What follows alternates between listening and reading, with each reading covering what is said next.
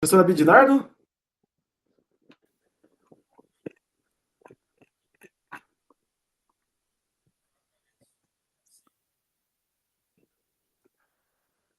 Não, não estamos te ouvindo.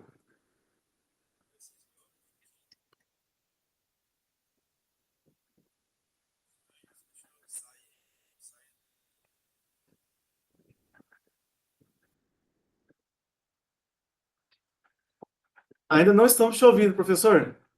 Ele saiu, parece que tá com algum problema ali de ordem técnica. Não, Ah, o áudio dele não tá funcionando.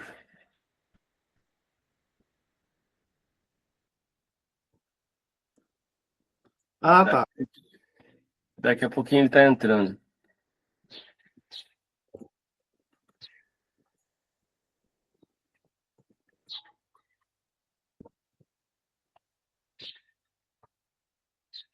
Eu acho que agora vai dar certo.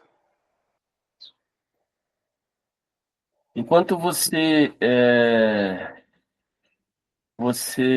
tá aí recebendo o pessoal, Marcelo, Sim, e falando com o Abdinardo, você quer que eu dê uma lida no currículo dele? Fala um pouquinho do currículo dele? claro, por favor. Então, para mim é um prazer, Abdinardo, entrando aí. Eu vou dar uma lida no seu currículo, Abdinardo, já para te apresentar, para a gente não tomar mais tempo. Não vou ler, então, o que está escrito aí, vocês estão vendo. O professor Abdinardo acabou de terminar um segundo pós-doutorado aí na Texas University. Foi um dos primeiros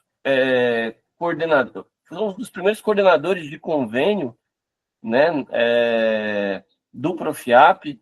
Ele coordenou o convênio entre a UTFPR, onde ele atua, e a UFSB, Universidade Federal do Sul da Bahia. Sujeito fantástico, eu diria para vocês uma das grandes mentes aí do Profiap e super aplicado. Né? O que eu posso falar do professor Abidinardo é que, do pouco que eu conheço dele, em todas as interações que a gente teve, seja pelo comitê gestor ou seja através da comissão de convênios, porque ele participa da comissão de convênios. Tenta aí, Abidinardo, vê se está funcionando o seu áudio. Vai É, tentar para outro computador. isso. Ele tem sido um ferrenho defensor da qualificação de todos os trabalhos, seja um convênio, seja um trabalho de pesquisa. Abdinardo, se eu posso falar desse rapaz, está aí? Beleza.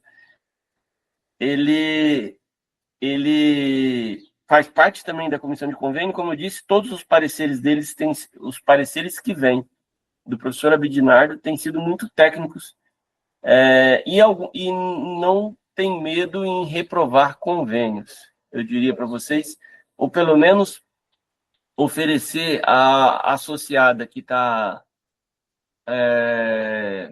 Cristiano. pleiteando uma autorização de convênio, algumas modificações no sentido da melhoria do convênio e da diminuição do risco deste. Uhum. Então, Muito bem. Abdinardo, você está pronto aí? 2 minutos? Tá.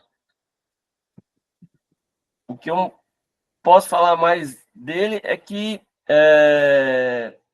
através dessa experiência dele dentro desse último pós-doutorado e na comissão de convênio e como também coordenador de um dos primeiros convênios, o professor Abidinado sempre advogou pela... Aí, está funcionando, eu acho? Sempre advogou... Agora Aí, ó. vocês me ouvem? O seu áudio está saindo? Pronto, funciona. Tá me ouvindo Sim, sim. agora? Ouvindo Agora claramente. sim. Maravilha. Sempre advogou por uma melhor padronização desses PTTs. né? E então dele nasceu alguns dos primeiros templates, não é isso, Abidinardo?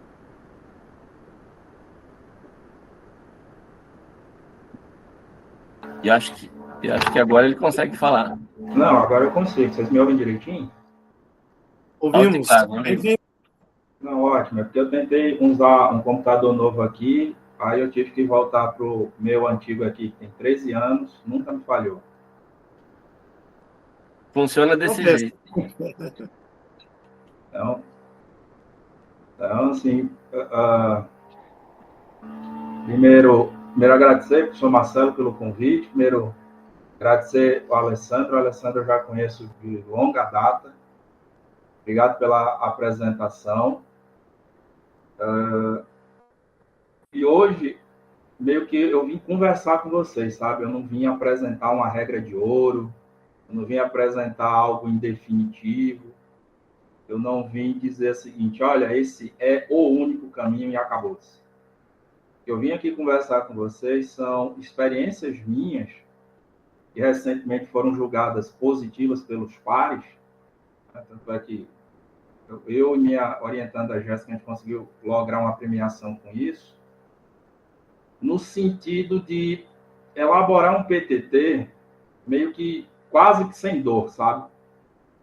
Porque a experiência que eu tenho visto ultimamente é que certas decisões, quando elas não são tomadas, o processo de elaboração do PTT fica bastante difícil.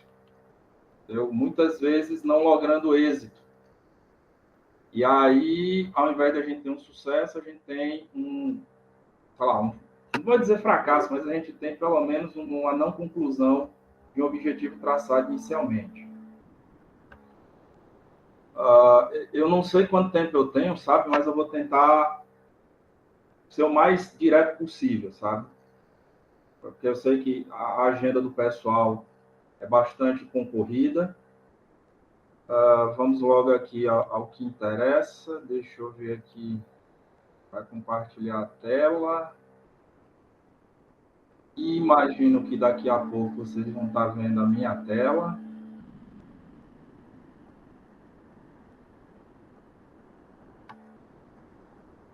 Beleza. Bom, agora, pessoal, eu vou meio que ficar oculto aqui.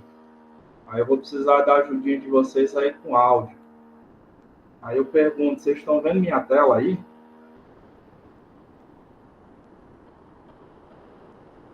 Agora eu não consigo Sim, mais. Sim, trabalha. né? Vocês conseguem ver a transição das telas? Sim, conseguimos.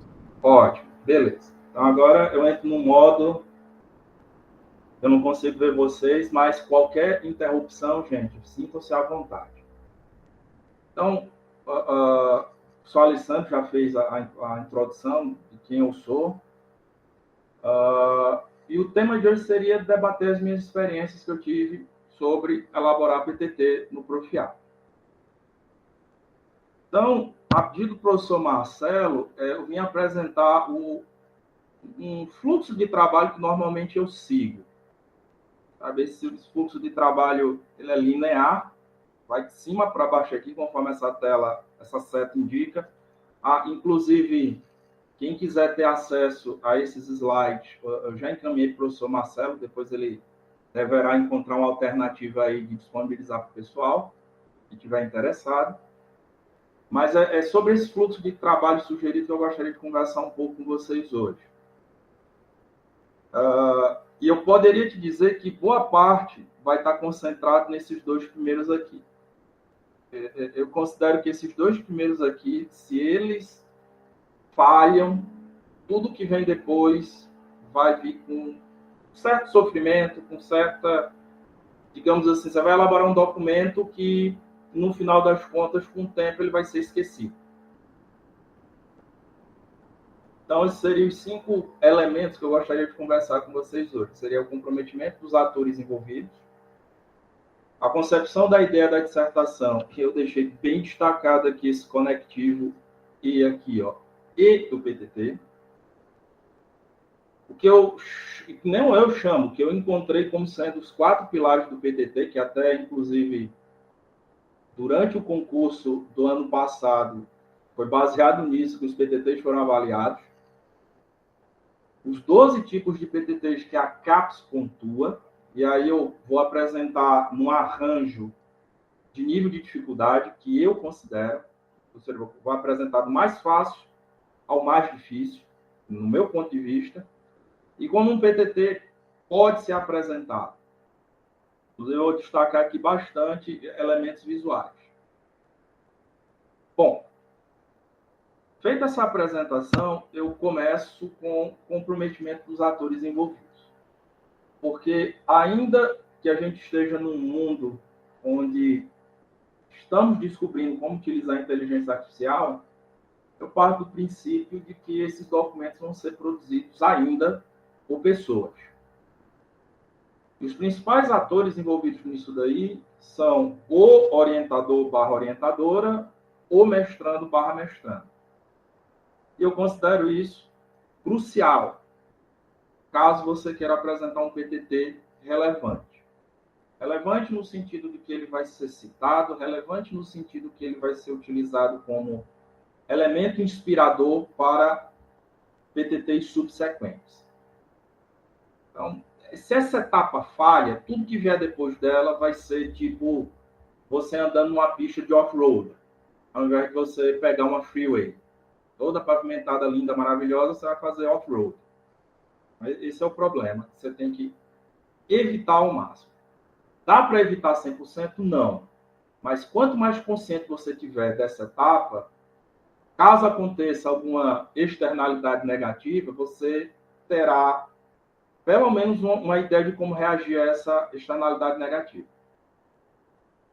Outra coisa que eu gostaria de destacar é, eu não sei se tem estudantes aqui na nossa conversa, mas se tiver, eu gostaria de deixar bem claro isso daqui. Você, estudante, é quem constrói o PTT. Você, mestranda, é quem vai construir esse documento junto com o seu orientador. Por que isso é importante? Porque quando a ideia parte do aluno, do mestranda, a experiência empírica que eu tive me diz que ele tende a fazer isso com mais prazer, ele tende a fazer isso com mais vontade, ele tende a querer ver a coisa pronta. Quando isso parte do orientador, existe uma grande chance do aluno, aluna, mestranda, não apreender essa ideia. E aí, quando ele não apreende essa ideia, o que acontece? Na prática, quem vai elaborar o PTT é o orientador/orientadora. E aí, o mestranda passa simplesmente a ser um digitador. Fica sempre esperando que o orientador diga alguma coisa. Então, precisa estar bastante claro, nesse início, de que essa iniciativa tem que partir do mestrando. Tanto que eu destaco bem aqui o verbo que fundamenta essa oração. E o aluno ele deve preparar uma agenda de trabalho semanal para esse objetivo.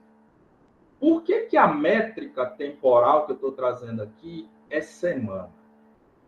Pelo seguinte argumento que eu vou trazer aqui para vocês. E normalmente eu falo isso para os alunos. Claro, aqueles que seguem meu conselho sofrem menos, sabe?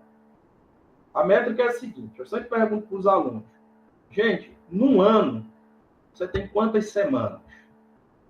Então, normalmente, um ano tem 52 semanas. Então, se você escrever uma página por semana, não estou pedindo uma página por dia, não uma página por hora, eu estou pedindo uma página por semana. Ou seja, eu gostaria que você escrevesse uma página em 7 dias. Em um ano, você tem 52 páginas. Desconsiderando elementos pré-textuais e pós-textuais. Mas se você quiser colocar os pré-textuais e os pós-textuais na conta, ainda assim, em um ano, você vai ter 52 páginas. 52 páginas é mais do que suficiente para você apresentar um projeto de dissertação. E se você prestar atenção, relembrar de como é que as coisas estão funcionando hoje no Profiap, vocês alunos, alunas, vocês têm 15 meses para apresentar um projeto. Ou seja, se você segue essa dica, você ainda tem 3 meses de folga. Entendeu? Para fazer alguma revisão, para fazer qualquer outra coisa, ou simplesmente para não fazer nada. Porque você já atendeu essa meta em 12 meses. O que é que eu quero dizer com isso? É que a construção desse teu PTT / dissertação começa no dia 1 do teu mestrado. Não é um ano depois que você cursar a disciplina. Não, agora eu vou ver o que é que eu vou fazer. Esse é o pior erro que você pode cometer. Lembrando, porque o mestrado, no melhor caso, dura 2 anos. No pior caso, 2 anos e meio. Outra coisa, se você faz esse processo de maneira semanal, você ajuda bastante o teu orientador ou orientadora. Por quê? Porque ao invés dele ler um documento 50 páginas de uma vez, ele vai lendo esse documento, ele vai lendo esse documento uma página por semana. E aí fica mais fácil para o teu orientador ou orientadora te dar feedback, porque ele vai vendo o processo de construção com calma. Não fica algo atropelado, não fica algo, digamos assim, feito às pressas. Que, infelizmente, é o que eu mais vejo acontecendo, sabe? Isso recentemente aconteceu numa turma aqui no Profiap do Paraná, e quando foi chegando a época do deadline para apresentar os projetos, estava lá os alunos simulando uma corrida maluca para entregar qualquer coisa. Ou seja, ao invés de seguirem uma freeway, eles preferiram seguir um off-road. E aí eu sempre gosto de deixar claro que o orientador, e isso serve para mim também, o orientador é apenas um validador da agenda semanal. No momento em que o orientador começa a ditar demais o que é que o aluno vai fazer, isso vira um problema no futuro, que é o problema da não apreensão da ideia. De certo modo, as coisas como funcionam no Profiap contribuem para esse terreno de off-road. Por que eu estou falando isso? Porque o nosso processo seletivo só cobra teste Ampad. Não cobra entrevista, não cobra defesa de anteprojeto, não cobra mais nada. Elementos que eu imagino que a maioria de vocês, incluindo eu, a gente teve que passar da nossa seleção para mestrado. Tive que fazer uma prova, tive que fazer uma prova específica, tive que fazer a prova da Ampad, tive que fazer uma defesa de anteprojeto e tive que passar por uma entrevista para finalmente eu entrar no mestrado. Ou seja, antes de eu botar os pés no mestrado, pelo menos eu, enquanto candidato, eu tinha que ter uma ideia ainda que inicial, mas eu tinha que ter uma ideia inicial. E isso é crucial, porque acreditem, gente, 2 anos e meio passam muito rápido.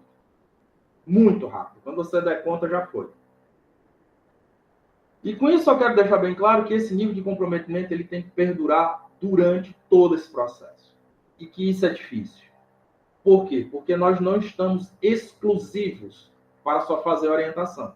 Nós temos sala de aula, nós temos atividades burocráticas para fazer, nós temos externalidades não previstas. Sei lá, de repente tu está dirigindo, bate o carro, aí tu vai ter que parar tudo que tu está fazendo para resolver esse evento não previsto. E tudo isso tem que estar contemplado dentro desse tempo. Porque a nossa avaliadora CAPES meio que não está nem aí para esse tipo de coisa. Ou seja, começou hoje o mestrado, você tem 2 anos e meio para terminar. Não terminou, é desligar. Não tem essa flexibilidade. Então a gente tem que saber lidar com isso daí. E quando eu falo comprometimento, é mais no sentido de que eu tenho percebido que nossos alunos, quando estão vindo cursar o Profiap, normalmente são pessoas casadas ou que pelo menos têm um filho.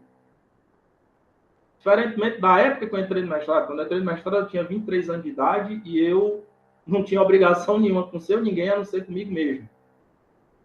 Por que é que eu estou falando isso? É que quando você vem para o mestrado, você está trazendo toda a sua família junto para essa empreitada. Então, não é só você que tem que estar comprometido com isso, mas também toda a sua família. E isso eu estou falando diretamente para os alunos.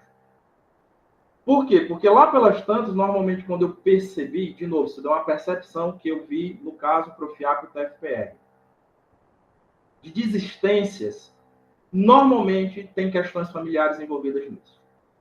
Questões familiares que não foram levadas em consideração quando o candidato decidiu fazer um mestrado. Então, assim, tenham consciência disso, que quando vocês vieram para o mestrado, vocês, consciente ou inconscientemente, vocês trouxeram toda a família de vocês junto com o mestrado. E esse arranjo precisa ser feito, porque senão o que é que vai acontecer? A gente, professores, vamos estar competindo com a tua família pela tua atenção. E aí, de novo, ao invés de a gente seguir uma pista freeway, a gente está seguindo off-road. Então, por isso que eu me demorei muito nesse slide, apesar de só ter 4 tópicos, mas se eu for dissertar mais sobre esses tópicos, a gente vai até meia-noite hoje aqui. Mas eu considero essa etapa inicial como a basilar. Sabe, semelhante ao joguinho Torre de Hanoi. Para quem já jogou Torre de Hanoi, você não pode ter uma peça menor, você não pode ter uma peça maior em cima de uma menor. Sempre tem que ser uma menor em cima de uma maior. E, para mim, a base de toda a conversa de um PTT começa com esse slide aqui. Bom, dito isso, aí vem a segunda etapa. Por que eu estou aqui defendendo que dissertação em PTT, a ideia tem que acontecer junta? Porque eles nunca foram separados. E, às vezes, talvez no processo de organização de ideia do mestrando, mestranda, ele faz essa separação. Sabe? Do tipo, primeiro eu vou fazer a dissertação e depois eu vou pensar no tipo de PTT que eu vou fazer. E na minha humilde concepção, isso daí é o maior erro que o candidato pode fazer. Porque eles nunca nasceram separados. Eles nasceram juntos. Eles são gêmeos. Por isso que eu estou fazendo uma ênfase aqui nesse conectivo de ligação E aqui.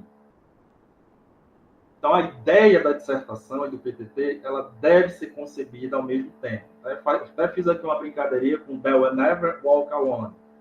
Assim, para quem costuma assistir jogos da Premier League, lá da Inglaterra, isso daí é uma anedota que eu estou fazendo com a torcida do Liverpool. E toda vez que o Liverpool vai entrar em campo, lá no Anfield, eles cantam uma música chamada You'll Never Walk Alone, que é do tipo, você nunca vai andar sozinho. Normalmente eles cantam essa canção quando eles querem apoiar o time. Aí eu fiz simplesmente somente a mudança aí do sujeito, para deixar bem claro de que PTT e dissertação nunca andam sozinhos. E aí vem o grande detalhe. Beleza. No nosso processo seletivo, a gente não cobra um anteprojeto durante o processo seletivo, ou seja, o aluno meio que tem que apresentar alguma coisa depois que ele já está dentro do Profiaco. Assim, não é o mundo ideal, mas vamos lá, é o que temos para hoje. E aí, o que é que a gente faz? No dia 1, e isso eu achei bastante positivo, a reforma que aconteceu na matriz curricular do Profiaco, no qual deixou bem claro e evidente, logo no primeiro semestre, 2 disciplinas metodológicas, que é de métodos de pesquisa aplicados à administração pública e de oficina de elaboração de artigo, dissertação e PTT. Então, tipo, no dia 1, gente, você já tem que começar a pensar nisso. E aí, beleza, eu estou com a caixa vazia, não sei nem por onde começa. Qual é a primeira dica? Bibliometria. Nesse sentido, a bibliometria ela vai te ajudar em quê? Ela vai te ajudar a você se posicionar em termos de 3 mapas. É o que a gente chama na bibliometria de mapa conceitual, mapa intelectual e o mapa social. O mapa conceitual, ele meio que vai ajudar a identificar o que se costuma chamar de hot topics. Ou seja, quais são os temas mais em evidência no momento. e te deixar bem claro o que você não deveria estudar, que seriam os temas básicos. Porque dificilmente você vai encontrar um gap na literatura em um tema básico, um tema que a literatura já considerou como taken for granted, ou seja, não tem muito mais o que a gente discutir aqui. Mas, normalmente, nos hot topics, ou em temas emergentes, ou, quem sabe, em temas de nicho, lá você pode encontrar gaps interessantes que você pode estudar. O mapa intelectual é para te ajudar a te posicionar que autores eu devo começar a minha leitura. Isso, ou seja, daquele grupo de temáticas, ou seja, quem são os autores proeminentes, ou seja, por onde eu começo minha leitura, para depois você ir atrás dos autores mais recentes. E o mapa social, ele vai te ajudar a verificar se esse tema está sendo estudado em forma de rede, ou seja, eu consigo encontrar essa discussão do tema em vários locais, normalmente universidades, e essas universidades, elas conversam entre si.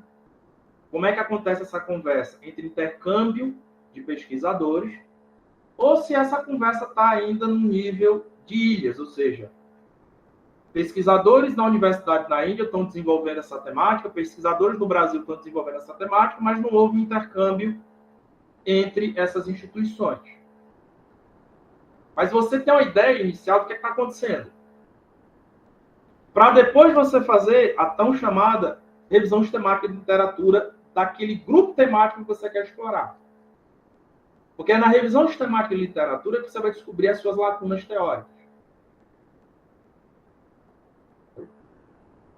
Uma vez que você encontrou sua lacuna teórica, aí você formula teu problema de pesquisa. Veja que a setinha aqui está em vermelho, é justamente para remeter ao I aqui de cima.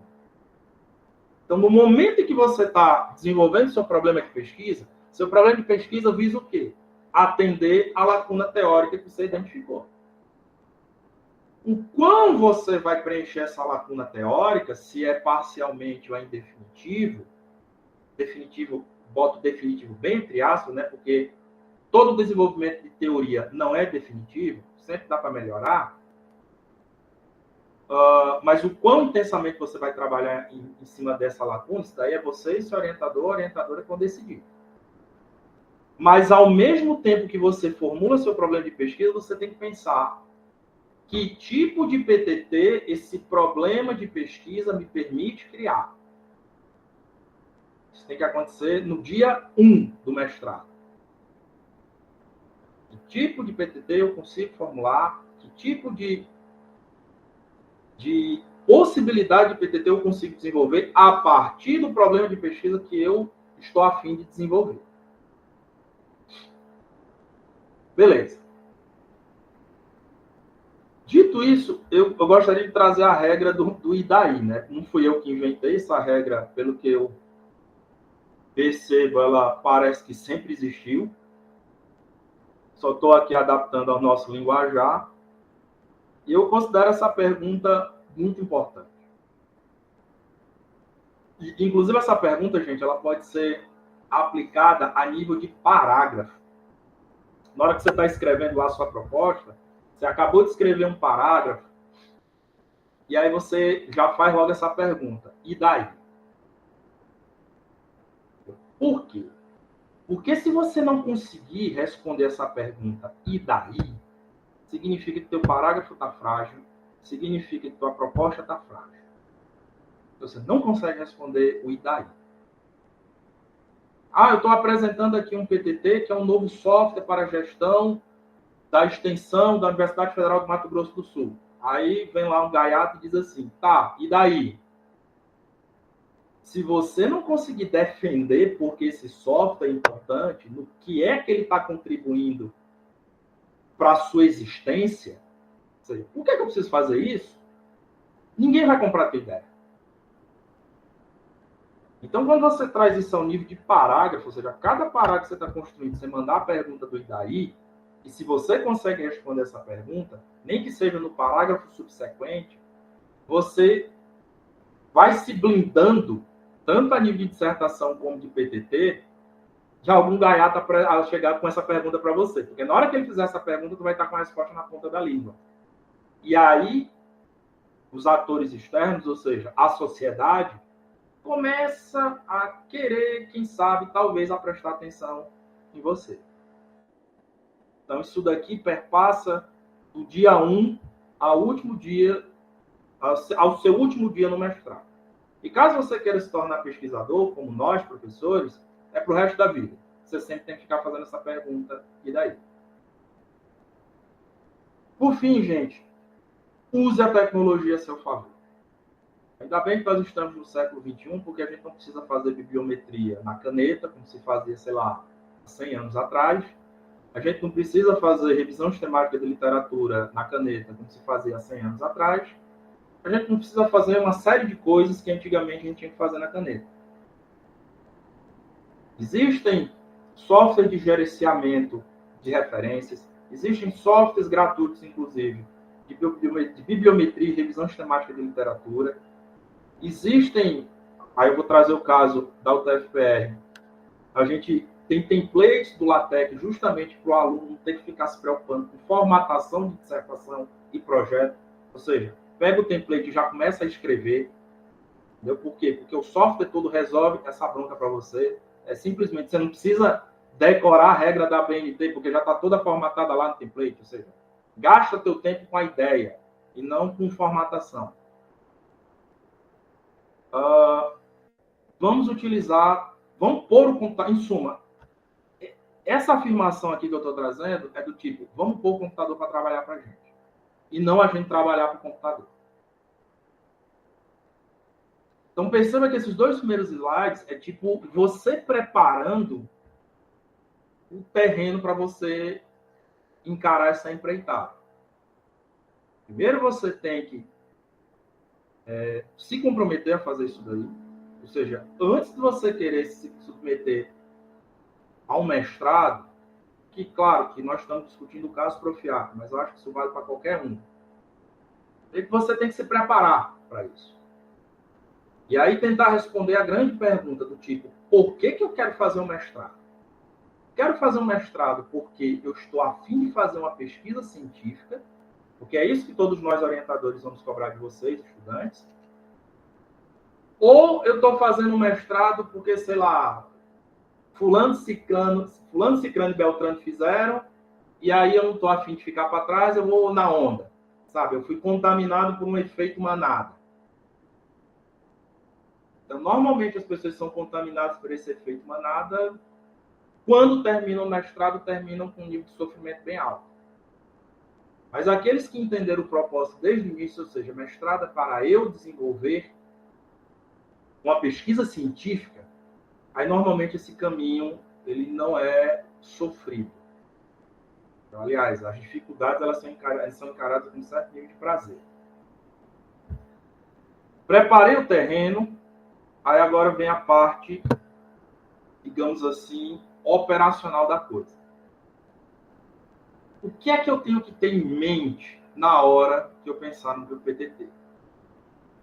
Nesses 4 pilares, que não sou nem eu que estou trazendo isso aqui. Isso daqui foi a primeira vez que eu vi isso daí,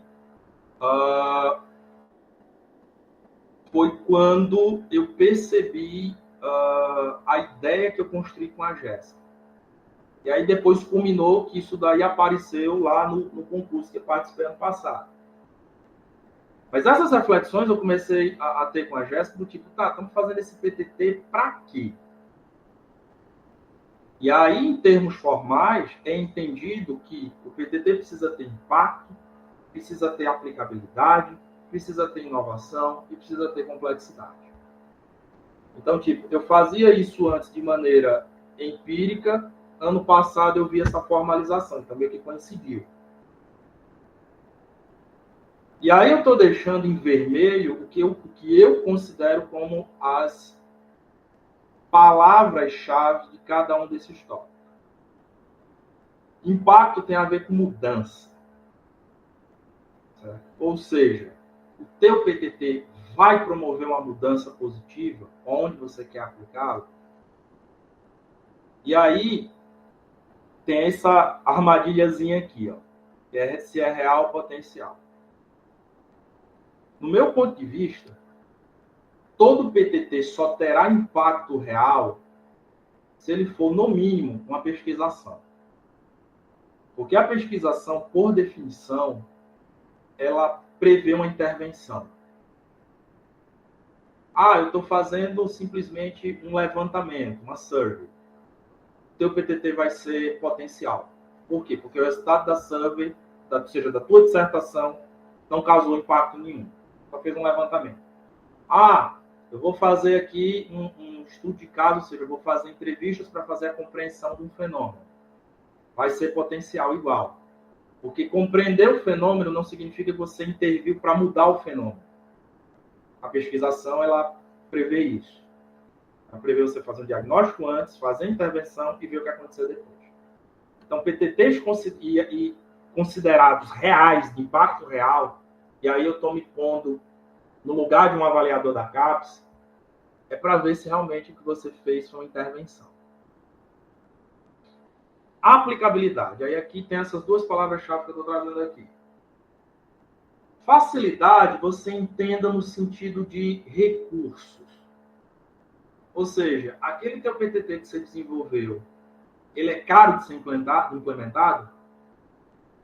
Ou ele é barato de ser implementado?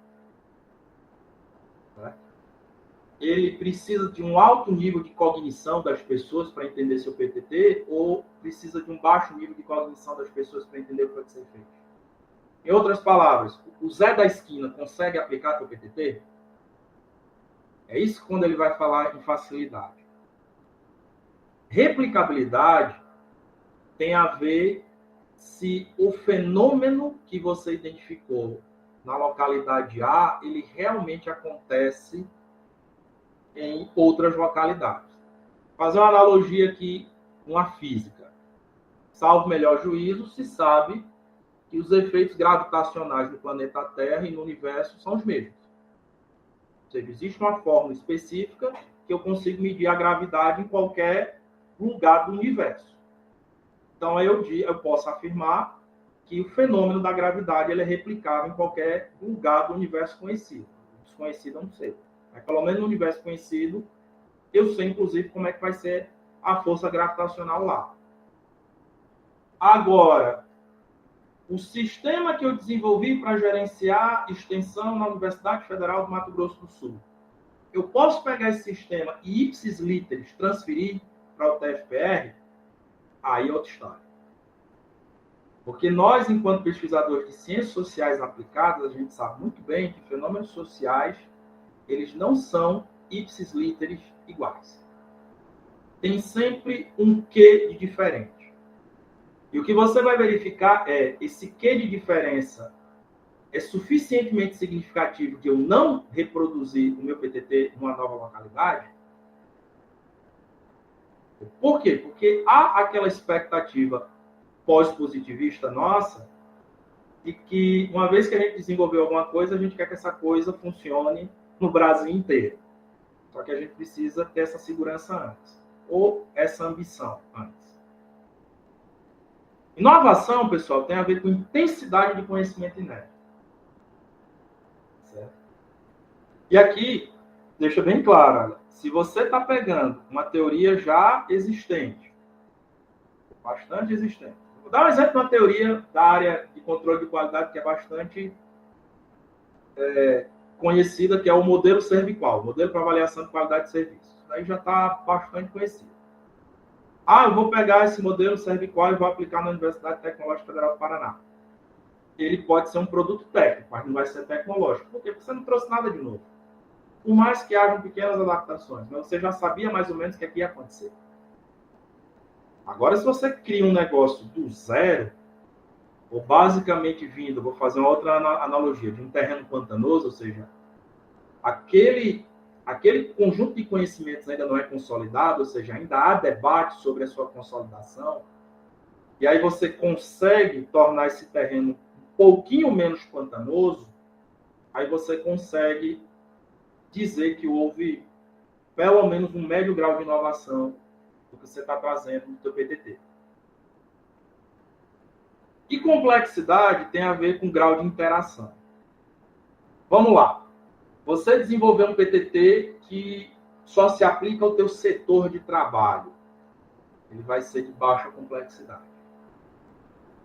Você desenvolveu um PTT que simplesmente funciona em toda a organização de trabalho que você pertence. Por exemplo, a universidade em todo. Esse PTT que eu desenvolvi funciona em todos os setores da universidade, independente da pessoa que vai utilizar. Ou até mesmo em várias universidades.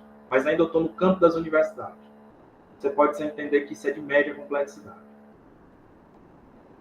Não, eu desenvolvi um PTT que funciona em qualquer organização de administração pública. Ou seja, funciona na Embrapa, funciona no Banco do Brasil, funciona no Banco Central, funciona na Receita Federal, funciona nas universidades públicas, funciona em universidades privadas, funciona em OCIPs, em ONGs, em startups. Aí você pode dizer que é de alta complexidade. Porque todos esses atores participaram da construção do teu PTT. Então, uma vez que você teve a ideia, já começa a definir o teu grau de ambição em função desses 4 pilares do PTT. Existe uma regra do tipo, não, eu vou ter que criar um PTT real, ele tem que ser de fácil aplicabilidade e de fácil replicabilidade, ele tem alto nível de conhecimento inédito e ele tem um alto grau de interação entre atores, ou seja, eu sempre tenho que fazer PTT assim? Não. Mas você precisa ser minimamente honesto com você mesmo até onde você quer chegar. Não é porque é um PTT que é de baixa complexidade que ele simplesmente tem que ser pego e jogado no lixo. Não é assim que a coisa funciona. Mas com essa clareza, você consegue dimensionar a tua carga de trabalho. Bom, agora vem uma sugestão minha. De novo, isso daqui não é a regra de ouro, isso daqui não é a verdade.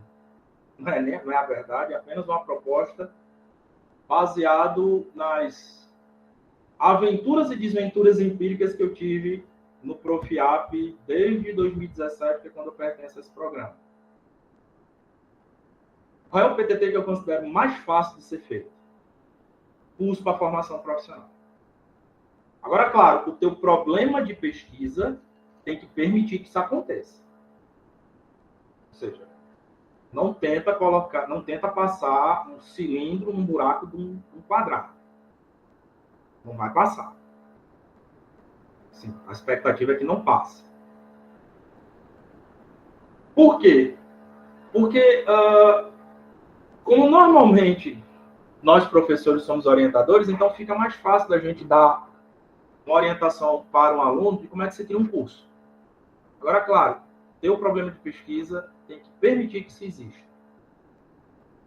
E a palavra-chave que eu trago aqui são as competências requeridas, ou seja, o teu PTT vai permitir um treinamento para os atores que foram afetados por aquele PTT, para que eles não sejam mais afetados pelo fenômeno que estava sendo afetado. Exemplo prático. Eu estou com a orientação agora de um aluno em que ele percebeu que, numa determinada localidade, por mais que se gaste rios de dinheiro em tecnologia da informação,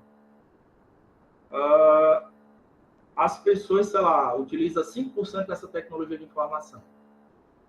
Em outras palavras, aquela tecnologia da informação não foi devidamente institucionalizada. Já tem o meu corpo teórico definido, teoria institucional. Aí a gente vai estudar o fenômeno, por que ela não foi institucionalizada?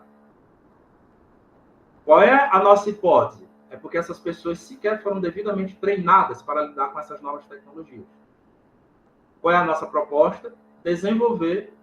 Qual é o nosso PTT? Desenvolver um curso de formação profissional a partir dos achados da dissertação, de tal maneira que, quando uma nova tecnologia de informação chegar naquela localidade, ela seja devidamente institucionalizada. É por isso que eu considero que é o mais fácil de todos. Segundo, base de dados técnico-científica. Por que eu estou dizendo que esse é o segundo mais fácil? Porque toda dissertação tem uma base de dados, independente se é quant ou qual. Mas toda dissertação tem uma base de dados que precisa para você concluir a tua dissertação. E aí normalmente, se você faz pesquisa de campo, essas bases de dados podem ser consideradas inéditas.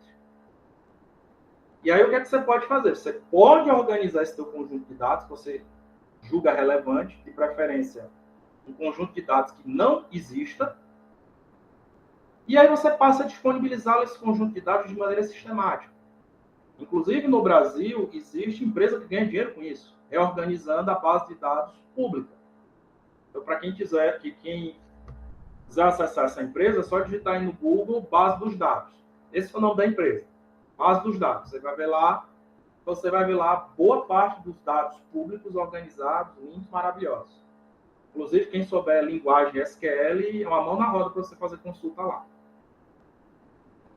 Mas aí vem a grande palavra, qual é a palavra-chave aqui da base de dados? Os dados têm que estar relacionados. Ou seja, tem que fazer sentido. Para que a partir daquele conjunto de dados, eu tenha informação.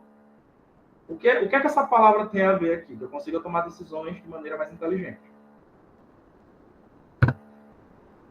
Qual é o terceiro que eu considero mais fácil? Processo, tecnologia e produto material não patenteável, que foi o caso da Jéssica. Qual foi? Assim, apesar de estar escrito aqui impedimentos legais, não necessariamente você vai desenvolver um produto porque há um impedimento legal, mas simplesmente, sei lá, porque você não vê justificativa plausível para se patentear. Entendeu? 2 exemplos. O Balancer Scorecard foi patenteado, então não é esse caso. Mas o modelo ServiQual, não necessariamente ele foi patenteado. Porque tanto é que todo mundo pode usar. Eu desconheço alguém que teve que pagar royalties para usar o modelo ServiQual. Mas o Balancer Scorecard, se você for seguir exatamente lá o que o Kaplan e o Norton prega, você tem que pagar royalties para ele. Então foi o caso da Jéssica, que a gente desenvolveu um instrumento para se medir felicidade em universidades federais públicas.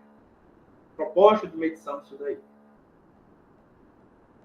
Entendeu? E a gente não conseguiu encontrar esse mecanismo de proteção formal, porque, salvo o melhor juízo, a gente não viu uma justificativa sólida para a gente patentear isso daí. Certo? Mas não que necessariamente houvesse um impedimento legal, do tipo, vocês não podem patentear esse novo modelo que vocês trouxeram. A gente só não viu sentido. Quarto, inclusive muita gente vai achar estranho isso que eu estou trazendo aqui. Como é que desenvolvimento de software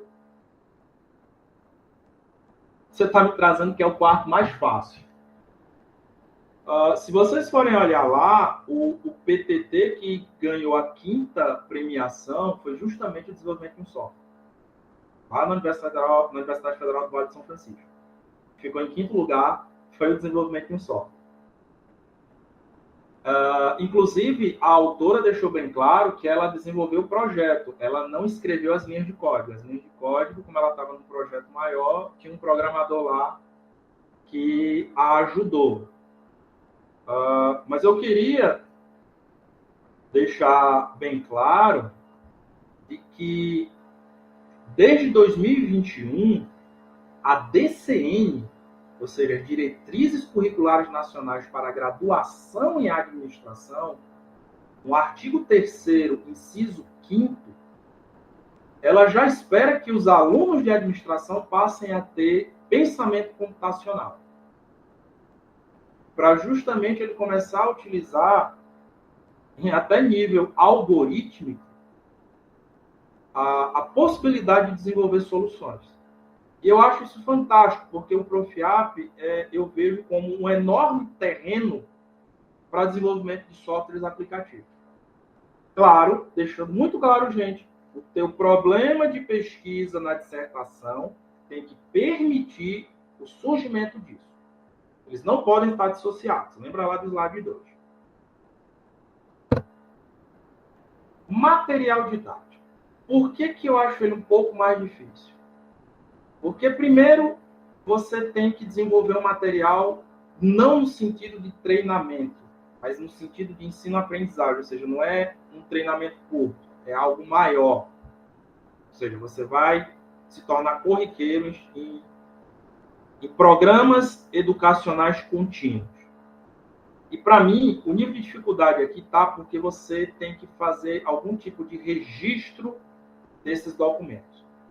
Ou seja, você não pode simplesmente criar um livro e esse livro não tem um ISBN. Porque eu estou partindo do pressuposto que se você fizer isso daí e não tiver o ISBN, o avaliador lá da CAPES não vai considerar isso como um PTT do tipo material didático. Então tem que ter um certo nível de registro disso daí que você fez. E aí vai, para além de livros, coleções, jogos, material audiovisual, por aí vai. Se no nosso caso do Profiap a gente estivesse recebendo gestores de escolas públicas como os nossos alunos, talvez esse tipo de PTT comece a aparecer com mais frequência. É só a inferência. Ou então, radialistas, o pessoal que trabalha em TVs comunitárias, rádios comunitárias, talvez a gente começasse a ver isso com mais frequência. Aí chega na patente. Aí a patente, diferentemente lá do não patenteável, aqui você quer proteger a invenção, porque basicamente você quer ganhar dinheiro em cima disso daí. Salvo melhor juízo, salvo melhor resposta, eu ainda não vi isso no Profiap. Baseado no que eu tenho visto aí. Pode acontecer? Pode. Só que aí você normalmente vai ter um nível de esforço muito grande. Porque você vai ter que criar algo inédito e você vai querer proteger aquilo ali. Porque você quer ganhar dinheiro em cima disso daí. Eu não sei se vocês já fizeram esse tipo de curiosidade, mas algumas dissertações e teses, por exemplo, na USP, durante um tempo você não consegue baixá-las na íntegra. Por quê? Porque provavelmente tem uma patente ali. E durante, sei lá, 2 anos, 3 anos, o autor ele quer deixar o núcleo duro daquele conhecimento protegido, porque, quem sabe, ele quer ganhar dinheiro em cima disso daí. Então, veja só, a gente já foi na metade dos 12 tipos, que eu considero a metade mais fácil. Agora a gente vai estar entrando na metade mais difícil. Inclusive, alguns poderão dizer, mas, professor, como é que relatório técnico conclusivo está na metade mais difícil? Por causa disso daqui. Relatório de consultoria e de assessoria técnica. O que é que isso quer dizer? É que para você produzir um relatório técnico conclusivo, alguém pediu para você fazer isso. Tanto é que você tem que medir impacto social e econômico e a aplicação do conhecimento que você desenvolveu na dissertação. Ou seja, pesquisação, por exemplo. Então, vamos criar um caso aqui. O aluno trabalha em determinado órgão público, o órgão público está passando por uma dificuldade e a chefia desse aluno pediu que ele, assim, vai no Profiap e resolve essa bronca.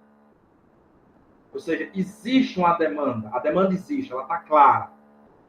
E aí você vai resolver esse problema no Profiap, ou seja, na dissertação. Ou seja, a dissertação vai ser criada para resolver aquele problema. E aí, depois que você faz a intervenção e tem os resultados, você vai relatar os ganhos. Ou seja, fui lá, fiz a intervenção, você vai relatar em termos de impacto social. Na dissertação, você vai relatar em termos de ganho teórico. E o relatório, ou seja, o PTT vai dizer em termo prático, ou seja, aquela sociedade que foi beneficiada, foi impactada pelo PTT, melhorou como? Então, se não há uma demanda externa formal existente, fica muito difícil você convencer de que teu PTT é um relatório técnico. E pelos poucos que eu já vi, inclusive nos primórdios do Profiap, eu já cometi esse engano, meio que a gente vê que é a gente reescrever a dissertação com outra linguagem. Ou seja, estamos escrevendo a mesma coisa seguindo uma outra linguagem. E aí, eu parto do princípio que isso não vai convencer o avaliador da CAPES, de que aquilo que você está entregando é um relatório técnico conclusivo. Produtos ou processos em sigilo. Aqui, vamos imaginar o seguinte, a gente deu sorte de vir um aluno da Petrobras estudar com a gente, e aí a gente desenvolve algo que é específico da Petrobras e que a gente não pode divulgar de maneira aberta, porque envolve segredo industrial, por exemplo. Você desenvolveu um novo processo de gestão lá que é considerado crítico para a Petrobras. E se esse novo processo, de repente, for vazado para os concorrentes da Petrobras, a Petrobras vai perder vantagem competitiva. Então, você vai ter que proteger isso daí. Qual é a dificuldade aqui? É você encontrar esse bendito órgão de trabalho que permita você desenvolver esse bem físico tangível. Certo? Essa é o nível de dificuldade, ou seja, meio que também deveria partir da alta cúpula daquela organização o desejo para que isso aconteça. Estamos terminando, gente. Por que eu considero o produto bibliográfico na forma de artigo técnico-tecnológico como um dos mais difíceis de serem feitos? Porque ele precisa ser desenvolvido e publicado durante a vida útil do teu mestrado, ou seja, você precisa publicá-lo antes de acabar 2 anos e meio. Então, ou seja, você tem que desenvolver a dissertação, defender antes de 2 anos e meio, você vai ter que pegar o artigo derivado da dissertação, submeter para a revista, ser aprovado e ainda ser publicado antes de 2 anos e meio. Entendeu? Salvo o melhor juízo, não é assim que acontece no Brasil. Às vezes demora 2 anos para a gente ter uma resposta. Ah, eu posso tentar em uma revista internacional? Pode. Desde que você consiga resolver tudo isso em 2 anos e meio. Então, normalmente eu só vejo isso daqui lograr sucesso se o candidato já entra no dia 1 do mestrado sabendo exatamente o que fazer, ele já sabe qual é o corpo teórico que ele vai trabalhar, ele já sabe a metodologia, ele já tem os dados, ele simplesmente só vai executar. Aí eu vejo grande chance disso aqui acontecer. Se não, eu tenho minhas dúvidas. Agora vamos chegar nos 3 mais difíceis. Tecnologia social. Qual é a dificuldade aqui? Tem que ser construído junto com a população. Você não pode chegar lá e simplesmente impor. Ou seja, meio que você vai ter que fazer uma espécie de etnografia, e aí, junto com aquela tua população, você vai ter que construir a solução. A população vai ter que ver sentido, vai ter que dar valor naquilo ali, e ela passa a incorporar aquela tua proposta. Além disso, isso tudo tem que acontecer em 2 anos e meio, no máximo. Eu não tenho visto isso com tanta frequência no Profiac. Eu até desconheço que alguém tenha feito isso. De novo, salvo o melhor juízo. Se tecnologia social já era difícil, você criar uma empresa nova, ou organização social em 2 anos e meio, fica mais difícil ainda. De novo, eu só vejo isso aqui acontecer se o camarada já começar no dia 1 do Profiac com tudo já desenhado. E a partir do dia 1, o que é que ele vai fazer? Já vai começar a execução. E, por fim, norma marco regulatório eu considero como o mais difícil de todos. Por quê? Porque isso tem que virar lei. Isso tem que virar lei. Não adianta você desenvolver o marco se ele não virar norma oficial, se ele não virar lei. Ah, eu desenvolvi uma norma para regular fake news. Beleza, virou lei? Não. Então, o avaliador não vai considerar isso como válido. Tanto é que ele deixa bem claro aqui, ó. Entendeu? Se é para estabelecer regra, isso tem que ter força de lei. Então, eu não sei se alguém conseguiu fazer isso em 2 anos e meio. Se conseguiu, seria interessante até a gente conhecer esse tipo de PDD. Então, de novo, gente, esse é o meu ponto de vista sobre isso daí. E se isso daí estiver claro na cabeça do aluno, ele consegue se planejar melhor o que ele quer entregar. Mas, de novo, o teu problema de pesquisa tem que permitir a existência dessa categoria de PTT. Penúltimo slide. Uma vez que você desenvolve o teu PTT, você precisa comunicar. Aí eu vou parafrasear um youtuber que eu costumo assistir as coisas que ele faz lá, na área de ciência de dados. Ele diz que um dos pilares cruciais da ciência de dados é você visualizar e visualizar o dado. Então, a tua informação do PTT, ela precisa ser bem visual. Por causa daquele velho e famoso ditado popular, né? Uma imagem vale mais do que 1000 palavras. Não sei o que diz isso, é o ditado popular que está aí. Então, primeiro, ele precisa ser didático, o teu PTT. Certo? O camarada, ele tem que capturar a ideia meio que de primeira. Aí eu faço até uma analogia, por exemplo, da filosofia. Se você for estudar, sei lá, Edgar Morin, você vai perceber que Edgar Morin é mais fácil de entender do que, por exemplo, se você for estudar Gilles Deleuze. Por quê? Porque o Edgar Morin, na proposta dele, ele se preocupou em que a linguagem seja a mais acessível possível. Tanto é que todo mundo já ouviu falar na história do ócio criativo. Agora, eu duvido, eu acho bastante difícil que alguém domine as ideias filosóficas do Gilles Deleuze. Por quê? Porque quando ele fez aquilo, ele não estava preocupado em tornar a coisa, digamos assim, palatável para todo mundo. No campo da psicologia, o equivalente do Deleuze é o Jacques Lacan. Segundo, você tem que deixar bastante claro quais são as vantagens que o teu PTT está trazendo. Aí aqui me permita, isso daqui é meio que a escola norte-americana de fazer ciência. A escola norte-americana de fazer ciência é qualquer coisa que você desenvolver, você tem que deixar escancarado quais são as vantagens que as pessoas vão ganhar com aquilo ali. Independente do ramo científico que é desenvolvido nos Estados Unidos. Como é um produto que a gente espera que tenha aplicação, então o camarada precisa ver o seguinte, o tempo que eu vou gastar aplicando vai valer a pena com os resultados que eu vou ganhar com aquilo ali. Elementos visuais, gente, ou seja, durante o teu PTT você tem que usar, claro, com parcimônia, com inteligência, de elementos visuais para a pessoa compreender como é que ele vai aplicar aquilo ali. Tem que ter texto? Tem, mas quando você bota um infográfico junto àquele texto, a pessoa tende a assimilar a ideia mais rápido. E, se possível, traga exemplos para que façam sentido para o usuário.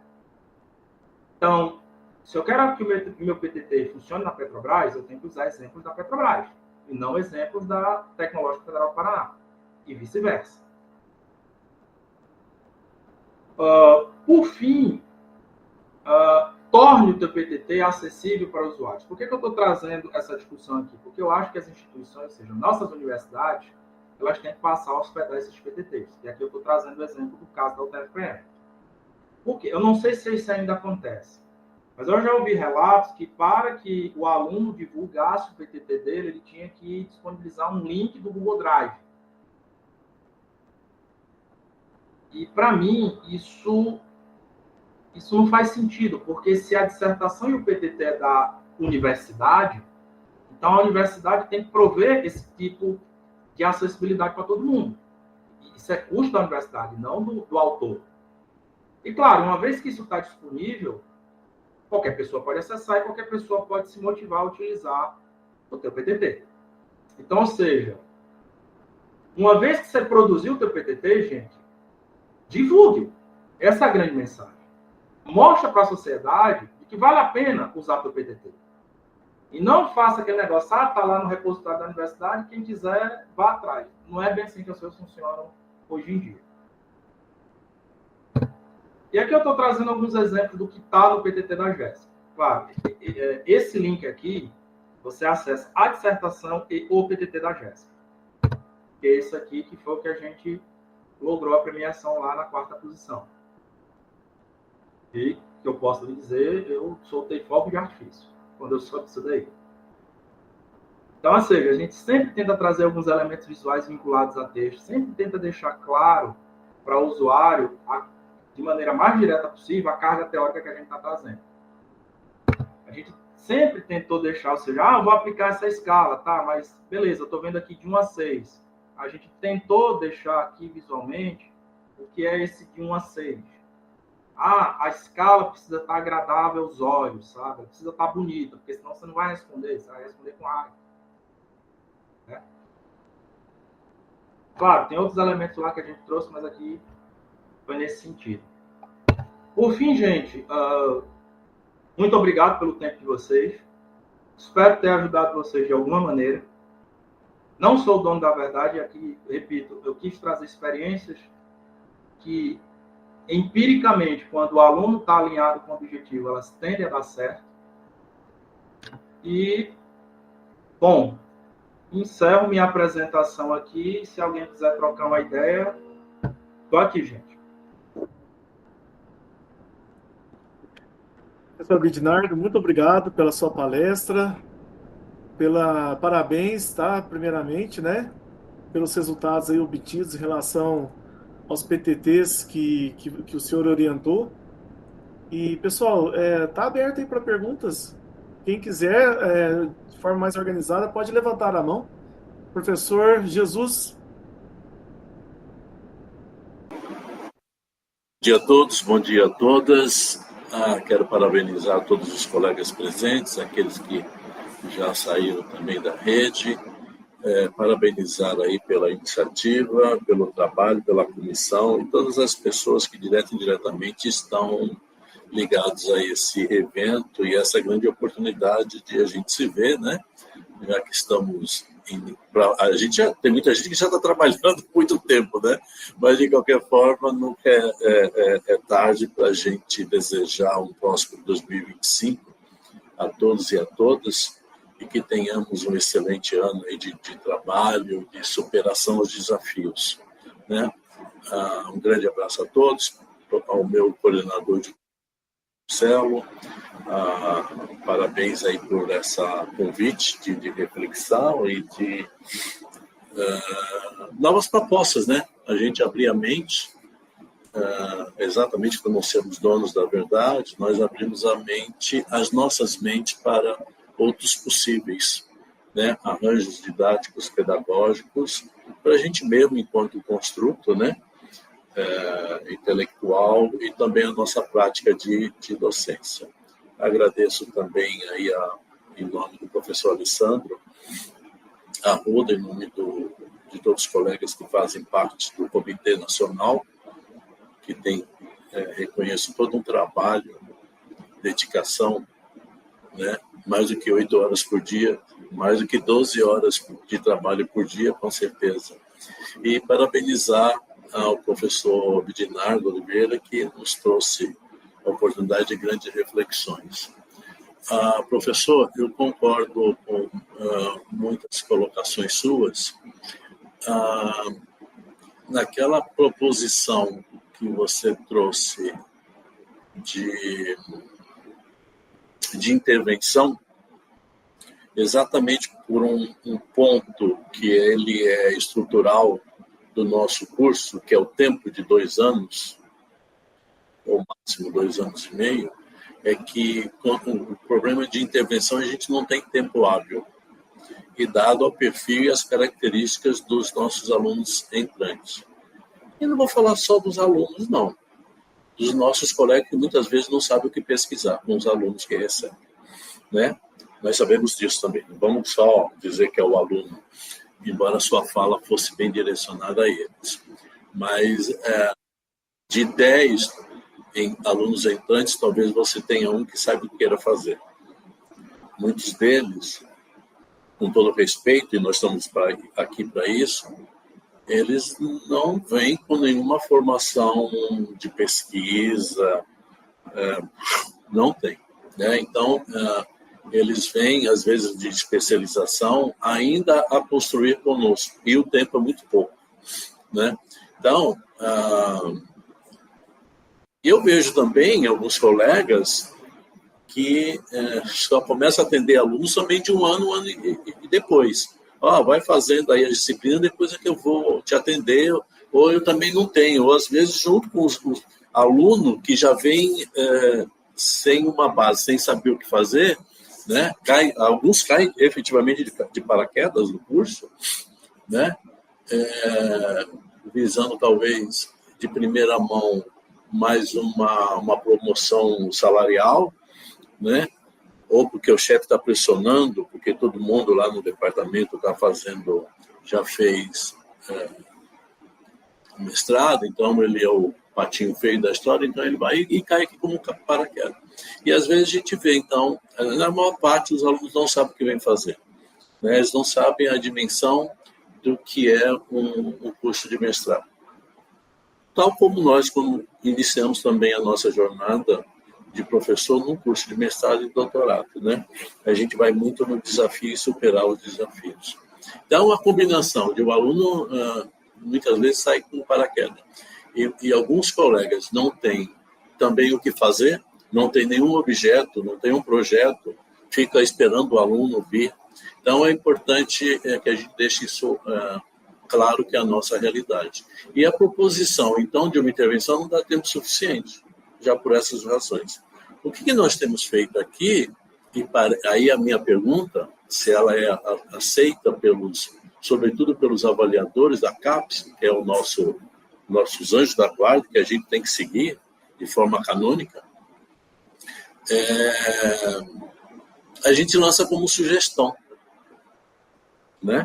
Olha, então a gente vai dar aqui o objetivo dessa dissertação, dessa pesquisa, é propor ao órgão LOCUS, né, quer seja conveniado ou não, ao órgão LOCUS então uma sugestão através de um plano de ação, aí a gente descreve o nosso objetivo. Porque a gente entende também que a intervenção, você vem com um ar de mandatório. E não existe isso, né? Porque, somente nas organizações públicas, nós somos engessados por leis. E por mais até que os tomadores de decisões, ou chefes de departamento, chefias, eles também estão engessados, né? Tanto se fala em inovação no serviço público, e muitas vezes a lei... Existe espaço, sim, mas muitas vezes toda estrutura legalista ela não te permite avançar alguma coisa. Quanto mais intervenção, né? Então, o que nós temos feito aqui é fazer com que os alunos, sobretudo aqueles que já estão alocados nos órgãos públicos, eles que vivenciam essas situações, problemas, eles tragam como proposta, como sugestão, né, dentro de uma perspectiva acadêmica, no nível de mestrado profissional, sugestões de encaminhamentos, que aí o grande chefe lá vai decidir se implementa aquilo ou não. E aí também é mais um processo que eu vou chamar de uma força temporal política de cada organização pública. Tá? Então, eu gostaria de saber se você se colocando, como você se colocou, como um avaliador da CAPES, da nossa área, de administração pública, de um mestrado profissional e não de um mestrado acadêmico, vamos deixar isso bem claro, se a escrita, né, se as dissertações e os próprios PTTs, eles podem vir, então, com essa declaração de objetivo que se trata de uma proposta. Obrigado. Oi, obrigado, professor José, pela pergunta. Pode. O que precisa deixar claro é que se vai ter a consciência de que o impacto desse PTT é potencial. O fato dele ser potencial não quer dizer que é um PTT horrível. Mas aí você já se posiciona. Você já sabe, olha, o que eu vou fazer aqui é uma proposição, então existe a possibilidade de dar certo. Por exemplo, o caso da Jéssica. É um PTT potencial. Por que ele é um PTT potencial? Porque quando a gente descobriu os níveis de felicidade no trabalho, a gente não fez para toda a UTF, a gente fez com 3 campi específicos. Quando a gente descobriu os níveis de felicidade no trabalho, nesses 3 campi, aonde os níveis que nós consideramos que estavam baixos, a gente não interviu para melhorar esses níveis. A gente não foi lá e modificou, a gente não foi lá, não fez um plano de ação para fazer o nível subir. A gente só fez o levantamento. Eu digo, olha, hoje está assim. Vai fazer alguma coisa? Não sei. No nosso caso, a gente teve boas notícias, porque no final do ano passado, quando se houve uma conferência de todas as coordenações de gestão de recursos humanos da UTFPR, nós somos 13 campos, então foram 13 coordenadores lá que se reuniram. A Jéssica foi palestrar sobre esse PTT para todo mundo a pedido da reitoria. Então, se a reitoria abriu esse espaço, então a gente viu uma possibilidade de, sei lá, de tempos em tempos a gente está medindo o grau de felicidade no trabalho da rede UTFPR inteira. Que a partir desses resultados, a gente espera que a reitoria faça alguma intervenção. Mas é um PTT potencial, ele não é real. Pegando o gancho, porque os nossos alunos às vezes chegam sem fazer, e às vezes tem colega que está no mesmo nível. Vamos lá, vou trazer o caso do TFPR. No nível de professor, como é que a gente está resolvendo isso? Nossa coordenadora disse que só vai passar orientando agora para a colega se ele tiver um projeto homologado na nossa pró-reitoria de pesquisa e pós-graduação. Então, eu, Abdinato, se eu quiser receber orientantes agora, 2025.1, eu tenho que ter um projeto vinculado ao Profiap, dizendo o que é que eu vou fazer no Profiap nos próximos anos. Para que os alunos venham minimamente alinhados trabalhar comigo. Então, tipo assim, o aluno quer estudar com o professor Abdinato. O professor Abdinato estuda o quê? Ele estuda isso. Então, antes de eu me meter na história do Profiap, eu tenho que fazer alguma coisa alinhada com aquilo ali. Agora, voltando ao caso do aluno. Eu sei que os alunos meio que acham que vão ficar com raiva de mim, mas não fique, não. Mestrado, gente, requer renúncia. Requer renúncia. Se alguém diz para você que no mestrado você vai ter feriado, dia santo, tempo livre para fazer o que você quiser, mentiram para você. Outra, se você está vindo fazer mestrado porque o meu coleguinha fez, porque o chefe está mandando fazer, é melhor não fazer. É melhor não fazer. Eu tive casos, inclusive recentes agora, do aluno não continuar o mestrado porque detonou um problema de saúde seríssimo. E aí, quando eu fui descobrir, e olha que eu conversei com essa aluna, 2024 eu estava afastado para pós-doc, mas eu conversei com ela todos os domingos. Então, não foi falta de orientação, não foi falta de encaminhamento, mas aconteceu alguma coisa que eu não sei o que aconteceu, que detonou um problema de saúde gravíssimo nela. Lembra daquelas coisas? Antes de você entrar no mestrado, você tem que se preparar para entrar no mestrado, não é simplesmente dar o nome e ver qual é. Normalmente, quem toma essa atitude tende a se dar mal. Pode dar certo? Pode. Mas a probabilidade de se dar mal é altíssima. Então, você tem que se preparar para isso. Você tem que perceber o que é que você quer fazer. E aí, chegando no ponto da intervenção, sabe, professor José? Quando há uma demanda de cima para baixo, eu acho que a intervenção fica mais fácil de acontecer. Sabe? Vamos pegar o caso das nossas universidades. Há uma ação lá no PDI dizendo que eu tenho que melhorar isso daí. Aí o reitor chega e diz o seguinte: fulano, eu gostaria que essa ação aqui do PDI você resolvesse lá no Profiap. Como houve uma meio que ordem de cima para baixo, eu acho que as portas tendem a se abrir para que essa intervenção aconteça. Mas aí você já vai preparando o terreno antes de se meter no Profiap. Porque quando você entrar no Profiap, meio que assim, coisa acontece. Você ainda não vai ficar tentando se descobrir o que é que você quer fazer. E por fim, fechando a fala assim, gente, às vezes eu sou meio colocar nas minhas falas, não é para fazer bem entendido.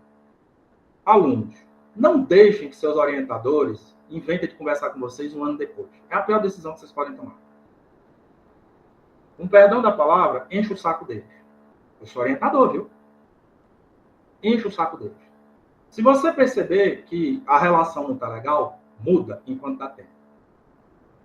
Não deixa o caldo entornar para depois você resolver tomar uma ação. Não deixa. Lembrem que vocês são atores ativos desse processo. Certo? Eu não sei se eu respondi tudo, professor José, mas eu vou pegar aqui, se me permitir, sabe, Marcelo, daqui a pouco está chegando a hora boa do almoço, mas parece que teve algumas respostas aqui no chat, algumas perguntas. Se me permitir, eu já ir respondendo umas aqui. Por exemplo, Francisco José de Carvalho perguntou: os slides vão ser disponibilizados? Sim, já estão com o professor Marcelo. Eu acho que ele vai bolar alguma maneira aí de alguém ir lá fazer um download, se não, tem o nosso querido professor Marcos Tanuri, né? A gente manda para ele lá, ele bola uma ideia lá e as pessoas vão lá fazer download. Então, Já está no grupo, inclusive, do café. Não, eu digo assim, para todo mundo, sabe? Até público externo. Sei lá, quem sabe o slide aparece lá na página do Profiap. Perfeito. Aí, sei lá, o Zé da esquina vai lá e baixa o slide. Pronto, é nesse sentido. Aí, assim, adiantando aqui o serviço, aí a Catiane perguntou aqui, o material fruto de PTT, guia de orientações sobre como lidar com o tecnoestresse focado para gestores públicos da universidade. Seria qual tipo? Item 5? Bom, na minha visão, seria o 3. Material não patenteável. Você vai desenvolver uma proposta e se você interviu aí, e documentou, ou seja, tem um ISBN, você criou um guia, virou um ISBN, você interviu, tem caso prático, quem sabe sim, um material didático. Se não tem nada disso, eu acho que seria mais o 3. Semelhante ao que a Jéssica fez aqui. Pelo menos na minha humilde visão. Chegando aqui na Roberta. Mas vamos lá. Quando a dissertação em PTT pode ser considerada sob sigilo? 1. Quando envolve segredo industrial. Envolver o segredo industrial, normalmente vai ter sigilo. Deve estar em sigilo até a publicação do artigo que o Profiap solicita que publiquemos em periódico Qualis 1032. Bom, o sigilo, quem vai determinar a quebra de sigilo é a empresa, que é segredo industrial. Como é que a gente faz em termos de publicação? Algumas revistas, você tem que saber qual é a revista que te permite fazer isso, ela autoriza que você faça uma publicação do tipo parcial. Do tipo, algumas coisas a empresa vai dizer, não, isso daqui você pode dizer. Exemplo, tu sabe como fazer Coca-Cola, tá lá. Só olhar o rótulo da Coca-Cola, tá lá todos os ingredientes. O que você não sabe é a proporção. Que isso é o segredo industrial até hoje. Então, divulgar os ingredientes da Coca-Cola, você pode. Mas ela não divulga a proporção. Como é que você faz? Então, você pode divulgar, sei lá, parcialmente a metodologia, parcialmente alguns resultados. Aí você tem que ver qual é a revista que vai te permitir isso. Mas, na íntegra, quem vai determinar isso é a empresa. Por quê? Porque segredo industrial envolve competitividade, sei lá, no mercado capitalista que a gente vive hoje. Não sei se eu respondi, mas essa é a visão que eu tenho. Continuando aqui, para depois abrir para a Roberta, teve uma outra jovem que queria conversar conosco. Vamos lá. Suelen, obrigado, Suelen, pelos elogios. Cláudio, professor Abidinardo, obrigado pela palestra, parabéns, obrigado. Quanto ao tipo de PTT relacionado à norma ou marco regulatório, o mestrando elabora, mas a publicação é decisão que independe deste. Só que nas normas da CAPES, tem que virar lei. Não pode ser uma proposta de marco.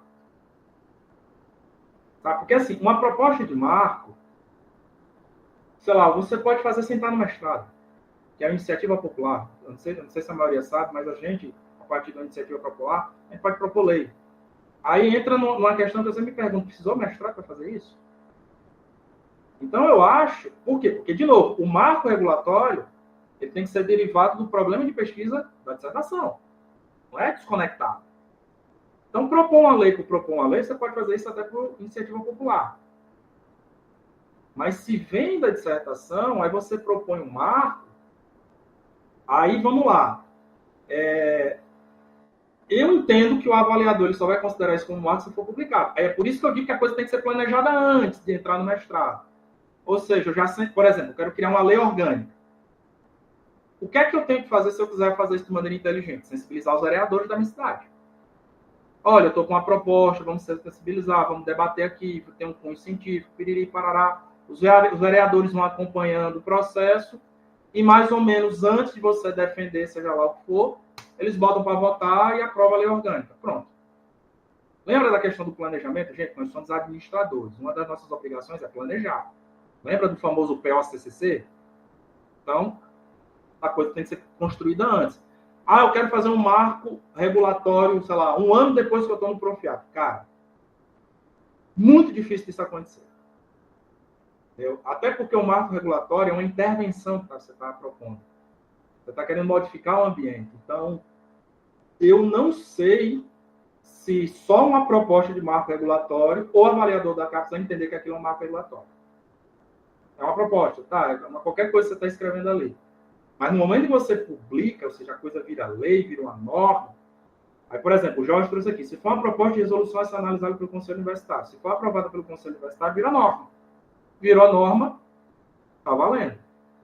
Inclusive, se é votado, consta em ata e passa a ser o regramento da universidade. Mas, de novo, você tem que planejar isso antes mesmo de entrar no projeto. O que eu tenho percebido que está acontecendo, que, por exemplo, na minha época, claro, 2002 foi quando eu fiz seleção para mestrado, não era assim. Lembra? Eu tinha que apresentar um anteprojeto durante a seleção. Então eu tive que pensar antes, eu tive que planejar antes. Não é o caso do Profiar. Talvez, se a gente mudar isso um pouquinho, quem sabe a gente consiga começar a enxergar isso daí. Roberta, fala, Roberta, que eu vi que você fez uma pergunta, você levantou a mãozinha, fica à vontade. Foi. Aí minha pergunta que eu ia fazer, porque o Jorge Corrêa, né, já responde, só para você finalizar a resposta dele aí, eu acho que ele colocou um complemento, né, para você compreender melhor. E essa questão da resolução, no caso das instituições, né, de ensino. Então, no caso dele, ele apresenta uma resolução, né, e aí a reitoria, né, o CODI, o Consulp e tal, vai avaliar se vai ser aprovado ou não. Aí é o caso que eu já vi várias vezes por aqui também, né, no nosso Profiab. Aí você responde a ele, depois a minha está ali também, fica à vontade, viu, professor? É nesse sentido. Então, se a proposta for a resolução a ser analisada pelo Conselho Universitário, sim, desde seja aprovado. Desde seja aprovado. Porque aí você... Por quê? Porque aquilo ali já vai começar a fazer intervenção, você modificou a realidade. Ou você vai começar a modificar a realidade. Pelo menos, você vai começar a modificar a realidade. Mas assim, um plano de ação é considerado um produto técnico, aí de novo. O plano de ação, ele tem que se encaixar numa daquelas 12 possibilidades. Plano de ação do quê? O que é que você quer fazer?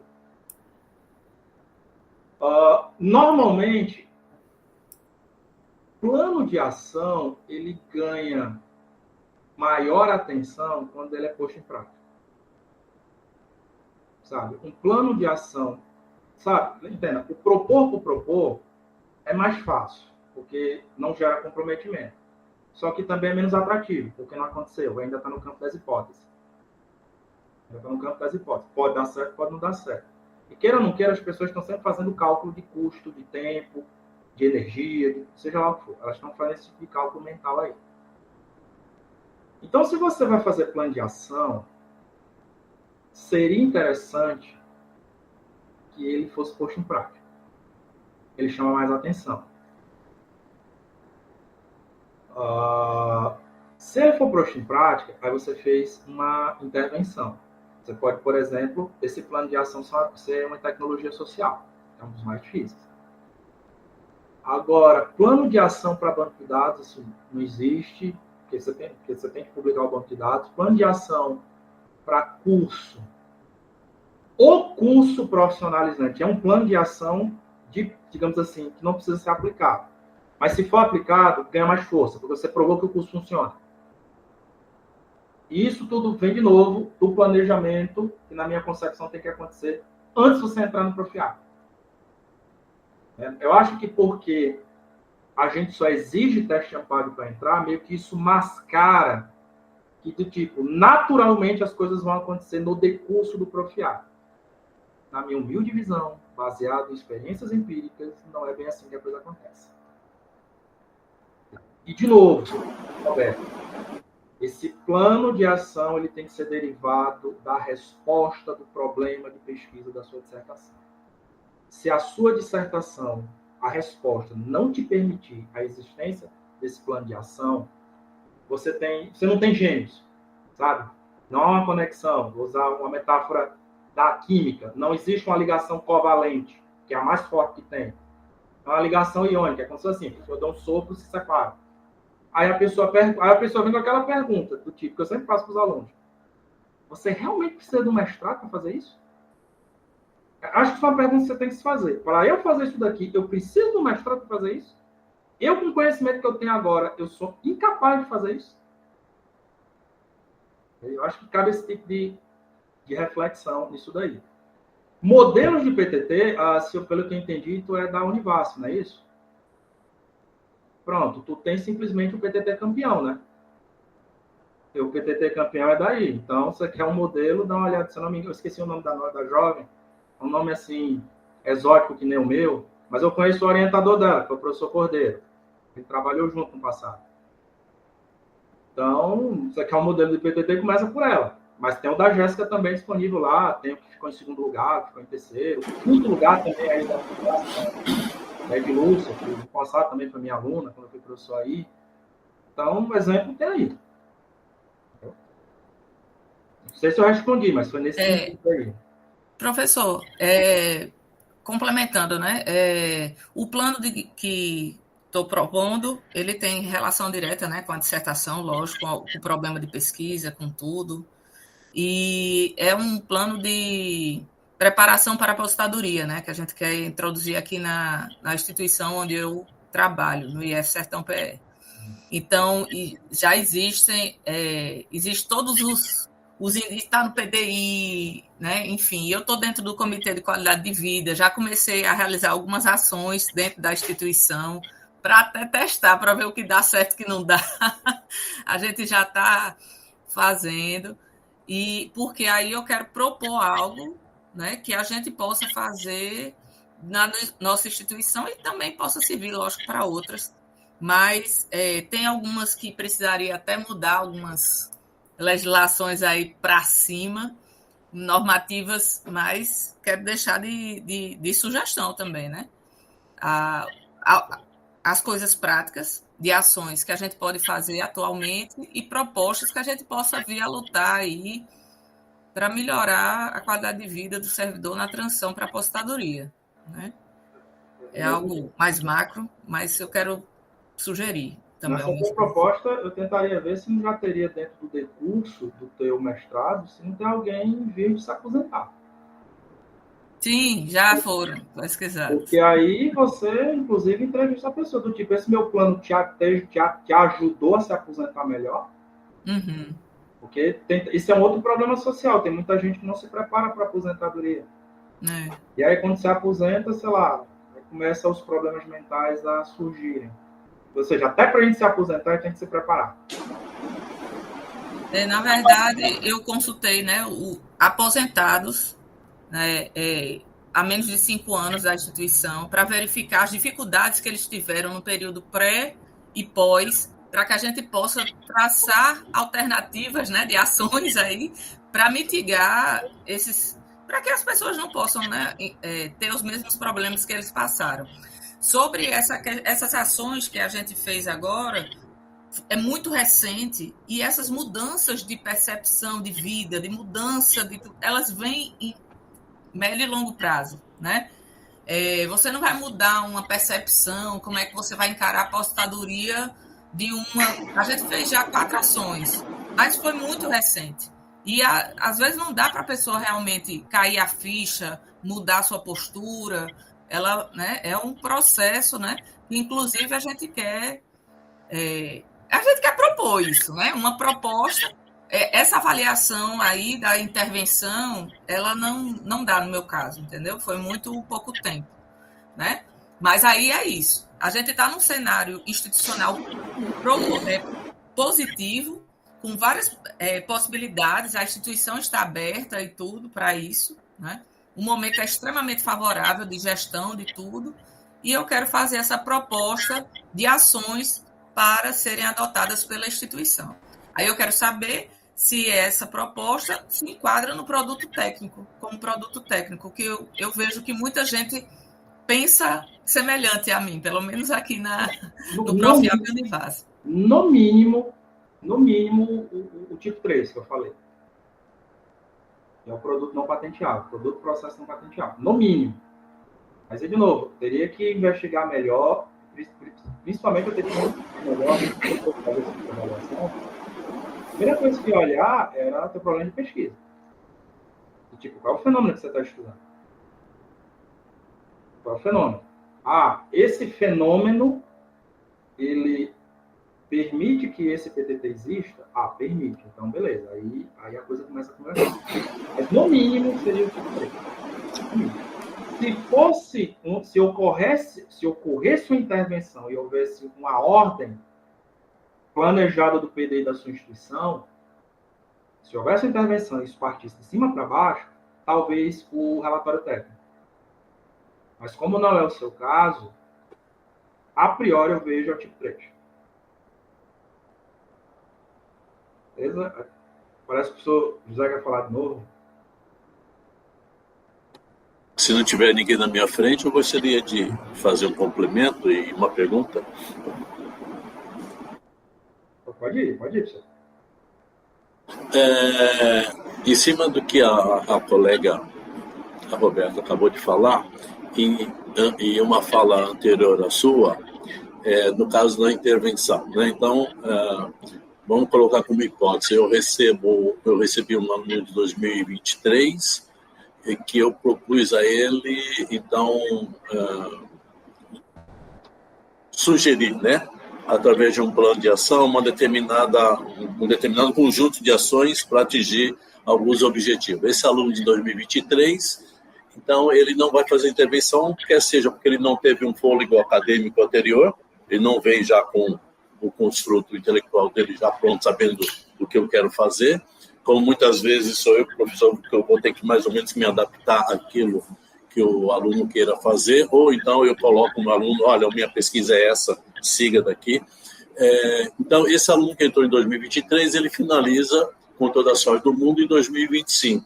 E ali ele faz uma proposta e deixa lá descrito um plano de ação. Agora eu recebo em 2025 um outro aluno e eu pego, então, esse plano de ação já construído pelo aluno anterior e coloco agora em prática. Então, o objetivo desse aluno 2025 vai ser o seguinte, olha, já na primeira semana, né?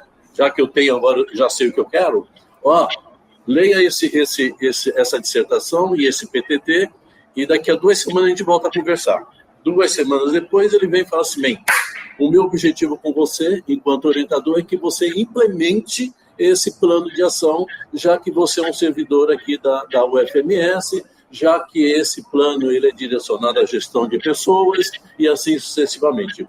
Não com esse fenômeno mais complexo que o objeto que a professora está trabalhando, que é a percepção e demora muito tempo, né? Mas alguma coisa mais com menor tempo, mas que eu possa colocar em prática uma mudança de uma rotina ou um procedimento administrativo, processual. Então, eu coloco esse aluno de 2025 para, aí sim, vivenciar, colocar em prática esse plano de ação, vivenciar e colher já alguns frutos dessa intervenção. E aí eu posso, esse segundo artigo, essa segunda orientação, caracterizar como intervenção? Bom, vamos lá. Como é que eu faria, eu montaria essa estratégia? Primeiro, deixa bem claro qual é o fenômeno que você quer investigar. A dissertação. A dissertação ela vai investigar um fenômeno. Ela vai continuar investigando um fenômeno. Para evitar que esse fenômeno continue acontecendo, você vai propor a intervenção a partir de um material bibliográfico prévio. Beleza. E aí você vai avaliar se esse material, assim, o quão esse material bibliográfico prévio mitiga esse problema que você está enxergando aqui. Porque assim, você vai fazer uma intervenção, você quer saber o que vai acontecer depois dessa intervenção. Você vai levantar e, de certo modo, queira ou não queira, você vai avaliar a qualidade dessa intervenção. Porque é inevitável isso. Para que isso seja caracterizado, por exemplo, um relatório técnico, eu iria atrás de um documento de alguém pedindo que isso aconteça. Como você falou da universidade, sei lá, ver se isso é um pedido de um pró-reitor, se é um pedido até mesmo da reitoria. É formalizado isso. Porque você já começa o teu relatório técnico dizendo o seguinte, a existência desse relatório técnico foi para atender a demanda do agente tal, e aí a gente resolveu prestar ou uma consultoria ou uma assessoria, aí você vai dizer o nível de exigência disso daí. Porque lembra, houve uma demanda externa para que isso exista. Você já pode dizer assim, isso daqui foi pedido pelo reitor porque está no PDI, assim. Uma vez que nós aplicamos a proposta de fulano de tal, para tentar lidar com o fenômeno, a gente encontrou essas realidades aqui. A proposta prévia, ela conseguiu melhorar isso, ela não conseguiu resolver isso daqui, ela resolveu isso daqui mais ou menos. Aí, na dissertação, você diz o seguinte, olha, como a gente encontrou isso daqui, a nossa contraproposta seria essa, para no outro momento testar ou testar junto com a pesquisa. A contraproposta, entendeu? Que seria a contribuição da dissertação também. Isso tem que estar sempre pensando nos dois. E aí, no relatório técnico, você diz, olha, a teoria anterior melhorou em certos aspectos, isso, já que você vai fazer intervenção. Aí eu enxergo um relatório técnico. Aí eu consigo enxergar, e aí eu consigo ver você fazendo isso daí. Principalmente no relatório técnico, você tem que deixar bem claro os ganhos que aquele pessoal que sofreu a intervenção teve. Seja ganho econômico, seja ganho social, seja ganho mental, ganho, seja lá o que for. Mas lembra, quais foram as vantagens de você ter feito isso? Não só pode ser eu ganhei um título de mestre, não só pode ser essa a única vantagem. A sociedade tem que perceber que ela ganhou com isso. Principalmente porque nós somos da área de ciências sociais aplicadas. O aplicado não deixa a gente simplesmente só dar opinião. A gente, em algum momento, a gente tem que sujar as mãos. É isso que eu quero dizer. A Denise falou assim, bom dia, poderia enviar modelos de PTT? Eu começaria, assim, tem o da Jéssica, né, naquele link que eu mostrei que está nos slides, aqui seria um modelo.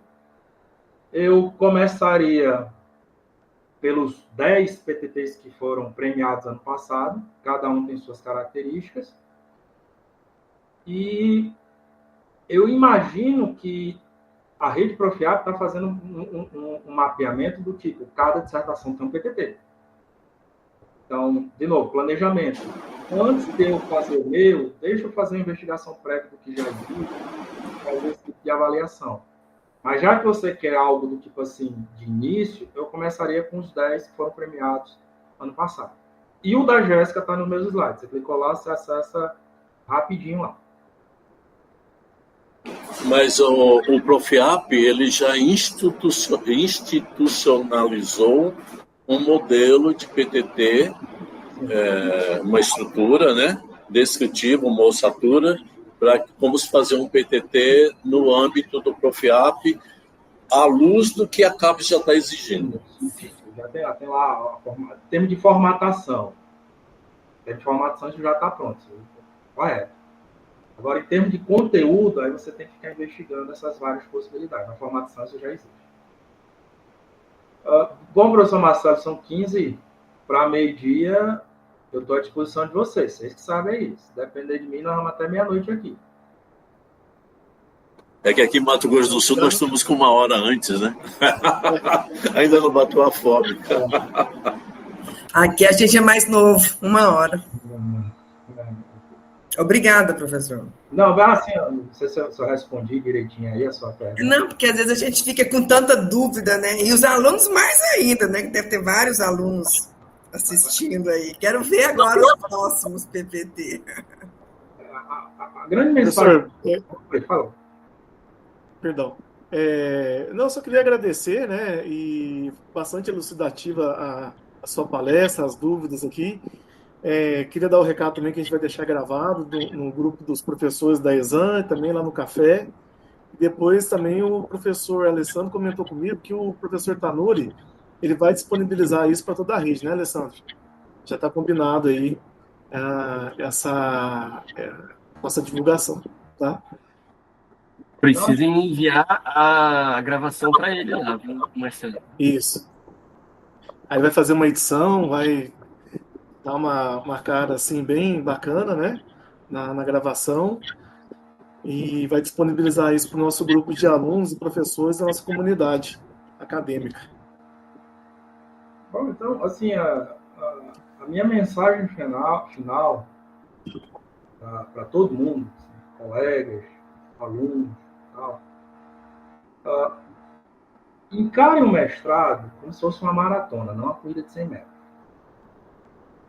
Eu não sei se vocês já assistiram uma maratona que às vezes o campeão é o cara que estava em 15º. O cara foi lá, sabe? Normalmente, o que dispara no início da maratona, normalmente perde. Normalmente perde. Aí o cara tá lá, foi lá correndo, aí do nada dá o sprint final e pum, ganha a maratona. Já vi isso vários acontecer. A estrada maratona. Segundo, uma página por semana. Ninguém constrói uma casa num dia. É uma página por semana. Página por semana, sei lá, são 5 a 7 parágrafos por página. Ou seja, é um parágrafo por dia, no pior caso. É um parágrafo por dia. E vocês sabem que para escrever um parágrafo dá trabalho. Envolve uma carga de leitura, envolve uma carga de reflexão muito grande.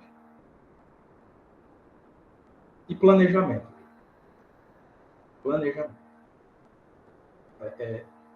Se vocês estão propondo um plano, que alguém vai pegar esse plano e vai executar esse plano. Sabe, a gente às vezes se preocupa tanto em fazer o plano, mas às vezes a gente se esquece se realmente aquele plano é capaz de ser executado. Então, testa para vocês, ou seja, qual é o meu plano para eu lograr êxito no Profiar? Eu tenho que fazer isso, eu tenho que fazer isso, eu tenho que fazer isso, eu tenho que fazer isso. Eu estou fazendo isso? Não estou. Então, aí já começou errado. Então, ou seja, você elenca as ações, mas você tem que fazer. Então, se você não acredita no plano para você lograr isso no Profiar, não é porque o plano já está errado do início. Então, seria o primeiro grande plano que vocês têm que fazer. Agora eu fiz, então eu consigo fazer as outras coisas. E aí vocês vão perceber que vocês vão defender essa dissertação, o artigo. Lembrando que vocês têm que entregar 3 coisas no Profiar. Submeter um artigo, a dissertação e o PDT. São 3 coisas. E aí você vai perceber que durante esses 2 anos você fez isso sem sofrimento, você passa a ter final de semana, a família não fica te cobrando a tua presença, porque você planejou ter um momento com a família e não ficar naquela loucura, que infelizmente é o que tem acontecendo recentemente. E nunca se esqueça que o documento é de vocês. Eu, quando fiz minha dissertação de mestrado, desde o dia 1, eu sabia que era minha responsabilidade fazer o documento independente de orientador. E quando eu fui fazer o doutorado, eu tinha muito claro na minha cabeça o que é que eu ia fazer. Tanto que meus projetos de mestrado e doutorado, quando eu entrei, eles não foram modificados na essência. Eles só sofreram ajustes. Mas a essência não foi modificada, porque eu já sabia o que é que eu queria fazer. De início ao fim. Se vocês têm esse tipo de atitude, eu acho que vai ser menos sofrido. Vai ser menos sofrido. E assim, gente, bom, dado o meu nome aqui, eu sou bem facinho de ser encontrado no Google, né? Por isso que eu tenho que ser uma pessoa idônea, eu tenho que ser uma pessoa correta, porque para me achar é bem facinho. Entendeu? E eu espero ter ajudado, gente. Espero ter ajudado. Eu não vim aqui impor regras, só vim aqui, como eu falei no início, trazer minha experiência e vamos falando. É isso aí, gente. Valeu, muitíssimo obrigado aí pela atenção de vocês. Obrigado, parabéns. Alessandro, você quer encerrar a nossa reunião? Ok, então. Deixa eu só deixar um presente, então, para o professor Bidinardo. Bidinardo, saiba que tão logo eu receba essa gravação, ela será não vou falar uma leitura, mas um assistir obrigatório para meus futuros alunos orientandos que vão entrar já esse ano. Antes até de falar sobre o objeto de pesquisa, eu falo, assista primeiro esta reunião, até para você entender para qual tipo de enquadramento de PTT nós vamos resultar. Vai ser resultado da nossa orientação. Saiba disso, professor, e muitíssimo obrigado. Beleza, então é isso. Valeu mesmo. E aí, assim, eu ouvi dizer que, quem sabe, eu apareço aí em Campo Grande. Estamos ainda estudando aí. Valeu, gente. Muito obrigado. Tenha um bom dia aí. Valeu, obrigado. Bom dia a todos. Bom começo de semestre. E boa sorte. Tchau, tchau, pessoal. Tchau. Bom dia, bom vê-los. Suiene, um beijão, minha amiga. Beijo, meus queridos. Saudade. Saudade. Gente, Tocantins tem uma carne seca maravilhosa.